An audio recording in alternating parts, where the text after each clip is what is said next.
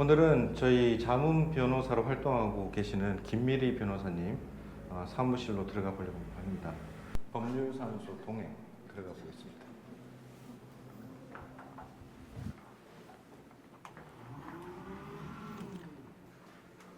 변호사님 반갑습니다. 잘 계셨어요? 네. 예. 네, 반갑습니다. 반갑습니다. 오늘은 특별한 게스트를 모셨습니다. 제가 정말 좋아하는 변호사님, 김미리 변호사님 모셨습니다. 네. 반갑습니다. 김미리 변호사입니다. 저희 시청자분들은 잘 모르실 테니까 짧게 자기소개 좀 부탁드릴까요? 네, 저는 김미리 변호사고요. 지금 단체 소송을 우리 대표님하고 같이 이제 10년째 하고 있는 관계로 이렇게 나오게 됐고, 최근에는 우리 잘 나가는 서과장 몇 개 지점들의 자문을 진행하고 있는 변호사입니다. 반갑습니다. 아유, 반갑습니다. 정말 어렵게 모셨어요. 왜냐면 이분이 그 PD 수첩에서 촬영하겠다고 하는 것도 이제 거절하셨거든요. 근데 흔쾌히 또 제가 네. 하자고 하니까 수락을 해주셨네. 네.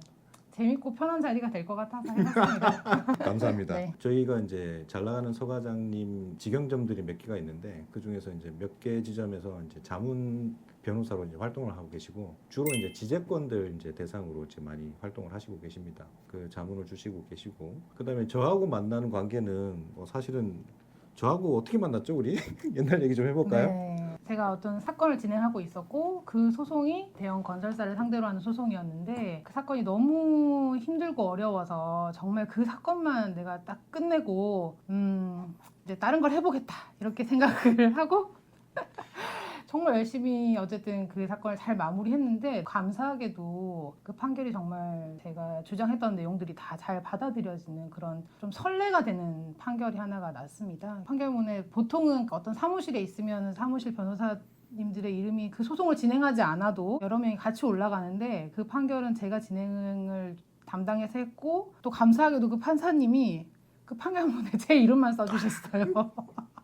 그것도 참 너무 신기한데 그렇게 해주셔가지고 저는 이제 그 사건을 잘 마무리하고 이제 다른 걸 해야겠다 이렇게 생각하고 있었는데, 그때 제가 낚았었죠. 판결문에 딱 김미리라는 이름이 적혀 있고, 이분의 판결이 너무 좋으니까 쉬시려고 하시는데 네. 이분은 우리 거 해야 된다. 그래서 내가 같이 하자. 굉장히 네, 졸랐죠, 그죠? 맞아요. 굉장히 그래서 졸랐고 어렵게 모셨어요. 그래서 당시에 사실은 저는 이제 그 사건을 맞게 여러 가지 부담도 있고 그런 부분들이 있어서 저는 이제 계속 못한다 여러 이유를 대면서 몇 번을 또 이분들께 이제 거절을 했는데, 네.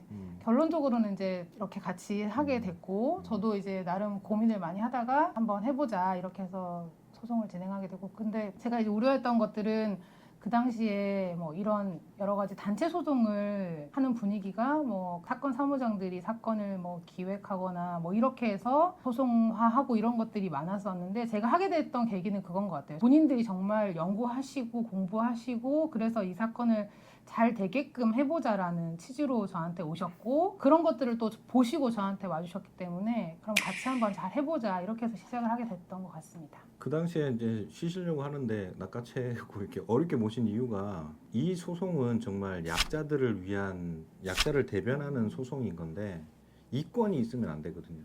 근데 대부분의 사무장을 끼우고 하는 법률사무소나 로펌 같은 경우에는 이권 개입이 아직도 우리 사회에 너무 많아요. 근데 이분은 그런 거 없이 그냥 해도 되겠다, 이분은 뭔가 믿을만하다, 이런 느낌을 받았죠. 감사합니다. 그리고 그때 생각하면 사실 이제 저희가 결론적으로는 지금 이렇게 많은 분들과 같이 소송을 진행하고 있긴 하지만, 그 당시에 또 다른 어떤 이제 사무실들에서도 이제 저희 저희 사무실을 비방하거나 적극적인 네. 음해를 했었어요. 그때 네. 진짜 그런 뺏어가려고. 일들도 겪고 했었네요. 지금은 이제 다 옛날 얘기가 됐었는데 그 당시에는 그런 일들도 겪고, 또 사실이 아닌 얘기들이 소문으로 퍼지는 것도 겪고, 이렇게 하면서 또 여기까지 오게 된 것 같습니다. 사실 그때 저도 되게 힘들었어요. 음해도 너무 많이 받고, 네. 내가 뭔가 착봉하는 줄 알고 막 이런 얘기도 너무 많고, 네. 정말 화가 많이 났었어요. 그때. 근데 지나고 나면 뭐 그럴 수도 있겠다는 생각이 들지만 그때 생각하면 좀 네. 그렇습니다. 근데 이것도 재밌는 게 이 변호사님이 모셔온 것도 되게 어렵게 모셔왔는데 변호사 선임비를 선임료. 뭐 몇백만 원 이렇게 받고 이제 하는 게 정상적인 건데 받은 게 없잖아요. 아니요, 제가 아예 안 받은 거는 아니고 소송 비용들은 각자 그 원고분들이 당사자분들이 이제 분담해서 내시는 거, 부담을 하시는 거고 많은 분들이 이제 단체로 소송을 하는 거니까 이제 그런 것들을 감안해서 그 각자 한 분의 부담은 굉장히 이제 적게 예, 그렇게 해서 진행을 했고 사실은 이제 진짜 이제 거기에 상응하는 이제 보수가 되려면 제가 이 사건이 끝까지 다 잘 성공이 돼서 성공 보수를 받아야겠죠. 네. 이렇게 해주시는 분이 없어요. 이분 네, 정말 너무 감사해요. 아닙니다. 정말 아직도. 그러면 지금 소송이 어떤 소송인지 궁금해하실 것 같은데 네. 지금 소송이 어떤 거라고 설명드릴까요? 네. 저희가 진행하고 있는 소송은 이제 임대 아파트에 임차인들이 살고 있다가 일정한 그 시간이 지나면 이 임대 아파트를 분양 전환한다고 해서 전환을 하게 되는데 그때 전환을 받을 때 전환받는 그 분양 대금이 법에서 임차인들을 보호하기 위해서 이제 공공 임대 아파트를 짓게 한 거라서 법에서 이렇게 전환을 해줄 때는 이 사람들한테 전환하는 분양 대금은 이런 기준에 의해서 산정을 해라 이렇게 정해놓은 게 있습니다. 그랬는데 그 금액을 이제 건설회사들이 자기들 기준에서 유리하게, 그러니까 부당하게 높게 산정을 한 거였고 저희는 그 부분에 대해서 이 부분이 부당하게 산정이 됐으니 이 부분에 대해서는 무효다. 그러니까 그 무효인 부분을 돌려달라. 부당이득 반환 청구 소송을 하고 있는 사건입니다. 변호사님이라서 조금 어려운데 국민들이 살 수 있는 주택을 공급하는 데 있어서 공공임대주택이라고 이제 건설사가 쉽게 들어올 수 있게 이제 혜택을 주는 이제 제도가 있었어요. 그 사업을 하면 여러 가지 혜택을 받는데 그러면 그 혜택을 받고 건설을 했으면 그 아파트를 나중에는 국민들한테 싼 값에 법에서 정한 가격으로 판매를 해라. 이렇게 되어 있는데 그걸 어기고 저희 입장에서는 저희가 아직 주장하는 거기 때문에 판결이 안 났기 때문에 주장하는 입장이지만 어쨌든 그것보다 높게 더 많이 가져갔다. 그래서 그 돈은 우리 주머니에서 잘못 나간 거다. 다시 그렇죠. 돌려달라. 네. 이런 게 이제 부당이득금 반환 청구 소송이 네. 되겠습니다. 네. 그러면 저희가 아파트 건설사를 상대로 지금 하고 있는데 네. 사실은 초대형 건설사잖아요. 그렇죠. 이 저희 상대방 그 건설회사가 아무래도 이런 공공 임대 주택을 전국에 많이 짓고 그 사업으로 인해서 이제 성장한 회사이기 때문에 뭐 저희뿐만이 아니라 전국적으로 이 건설회사를 상대로 이러한 부당이득 반환 청구 소송을 하고 있고 네, 그래서 대형 건설사입니다. 네. 진짜 골리앗이에요. 자본력이 어마어마하거든요. 그래서 네. 그 자본력하고 지금 개인이 붙어서 한다는 게 말이 안 되는 거죠, 사실은. 지금 소송인단이 우리가 단체로 하잖아요. 네. 지금 대충 소송인단을 다 모으면 몇 명이나 될까요, 지금? 제가 하고 있는 원고 소송 분들을 합치면 한 2,000명이 넘고 저만 하는 게 아니라 이게 전국적으로 다 하고 있으니까 그렇게 치면 엄청난 많은 숫자인데 일단 제가 담당하고 있는 당사자분들은 2,000명이 좀 넘는 인원입니다. 대충 제가 알기로는 한 2,200에서 300명 정도 되고 있고 사실은 이건 저희들이 이제 맡은 인원들이고 많은 이권 개입이 돼서 흩어진 관계들도 있고 그래서 저희들이 앞서 나가는 소송 때문에 나머지 분들이 혜택을 보는 부분도 되게 상당히 많아요. 있고, 네. 그래서 저희들이 항상 몰매를 맞습니다. 네, 아무래도 저희가 이제 좀 더 빨리 진행이 됐고 또 여러 가지 판결들이 좀 먼저 나오다 보니까 진행이 좀 선례적으로 되고 있는 상황입니다. 그러면 총 지금 소송 가액이 청구 금액이 얼마나 되죠? 네, 저희 사건에 있어서는 상대방 건설회사가 부당하게 더 부풀려서 금액을 가져간 금액이 저희의 최대한 저희 주장대로 하면 몇 천만 원이 되는 거였고 인당 가구당입니다. 네. 가구당 몇 천만 원 된다 생각했고요. 그렇고 이제 그래서 이제 그걸 다 청구하기엔 소송 비용이 많이 드니까 저희가 각 세대당 각 한 명당 2천만 원씩 소송을 제기를 했었습니다. 일부 금액을 청구한 거죠. 네. 이제 그 금액으로만 따져도 2,300명 기준이면 한 460억이 지금 소송 가액인 거죠. 네, 전체로 따지면 그렇습니다. 어마어마한 지금 소송을 하고 계십니다. 네. 아, 대단해요. 멘탈 갑이십니다. 하다 보니까 여기까지 왔습니다. 네.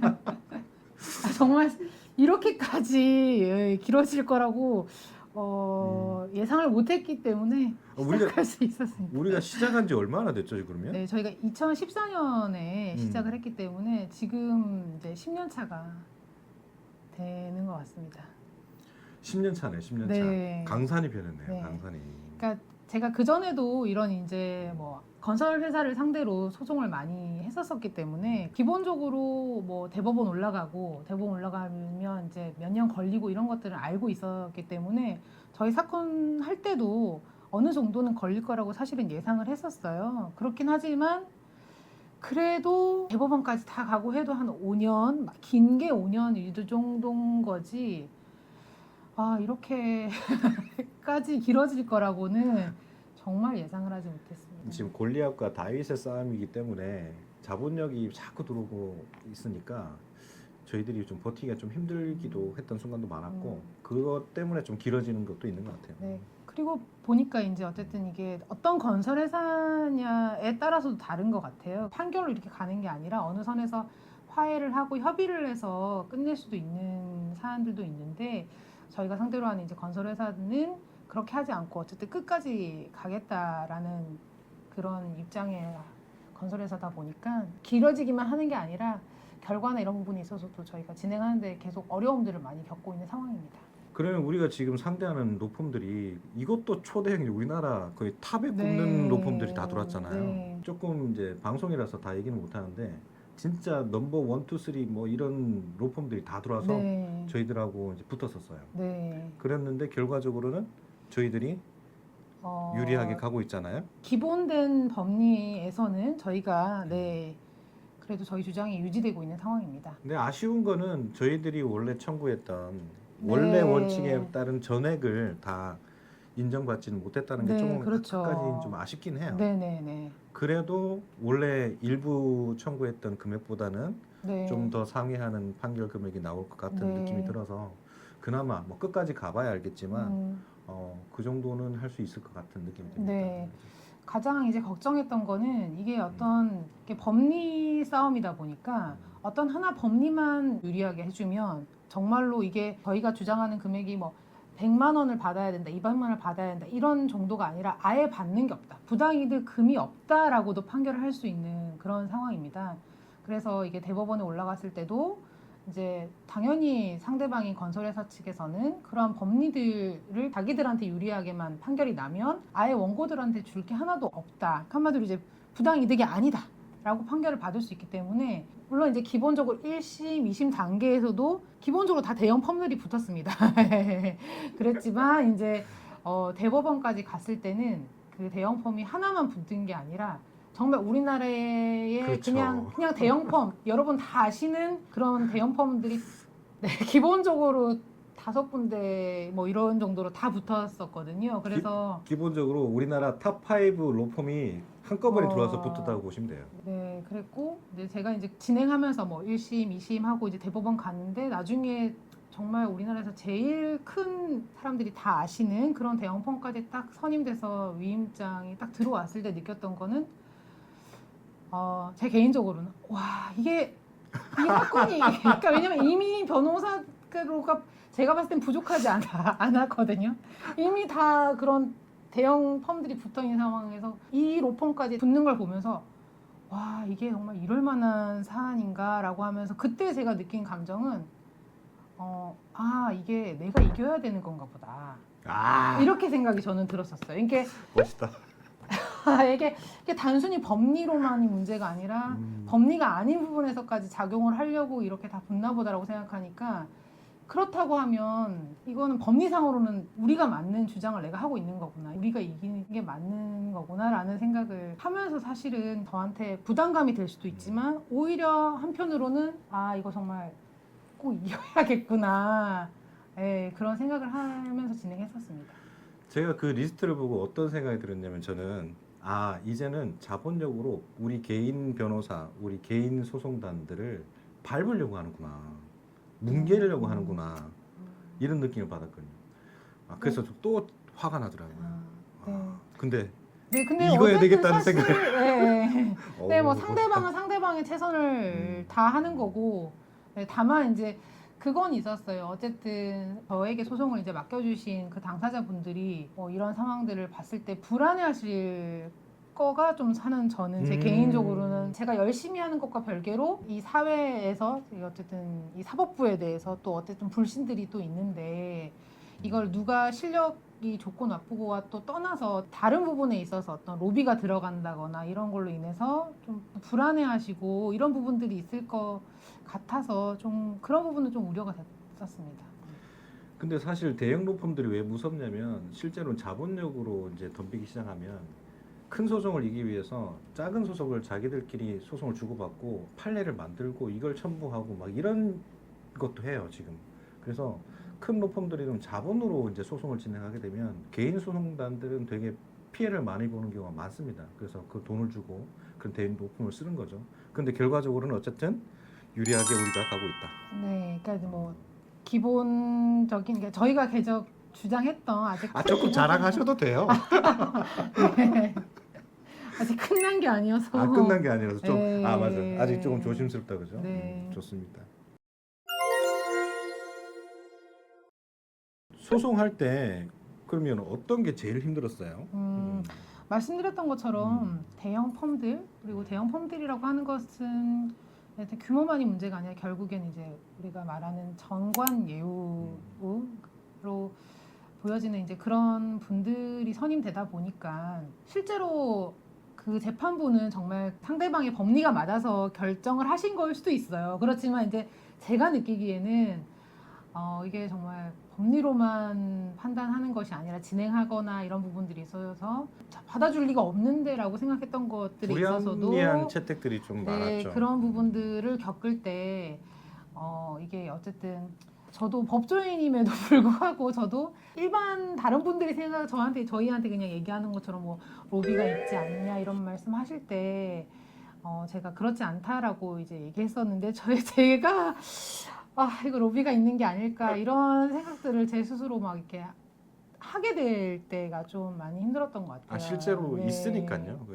아직 뭐 네, 뭐 증빙할 수는 없지만 아니라고 말하고 싶은데 제가 겪는 상황들이 그렇지 않아서 그런 것들의 어떤 한계를 느낄 때, 벽을 느낄 때가 좀 어려웠던 것 같고 또 다른 한편으로는 저희가 좋은 판결을 받으면 이제 다른 사건을 진행하는 원고 사무실에서도 다 같이 이제 좋은 영향이 있는 것처럼 또 반대로 말하면 어떤 사무실에서 불리한 판결을 하나 받게 되면 제가 아무리 이런 부분들에 더 열심히 해서 이제 주장을 하더라도 재판부들은 다른 사건들이 어떻게 됐는지를 또 참고해서 진행을 하시기 때문에 다른 데서 이렇게 좀 사건이 잘못돼서 이미 진행이 돼버리면 이 상황을 반전시키기가 되게 어려운 상황들 그 있는 때문에 것들을 스트레스 정말 많이 받았잖아요. 네, 그런 그래서 순간들이. 네, 그래서 이제 어떤 부분에서는 이건 뭐 저희가 어떻게 할 수 있는 부분이 아님에도 불구하고 저희가 좀 빨리 먼저 좀 진행을 해서 판결이 저희께 좀 나왔으면 좋겠다라고 생각한 것도 있고 뭐 그게 저희 뜻대로 되는 건 아니지만 그런 생각을 할 정도로 제가 어떻게 이렇게 컨트롤할 수 없는 부분에서 영향을 받는 것들이 좀 어려움이 있었습니다.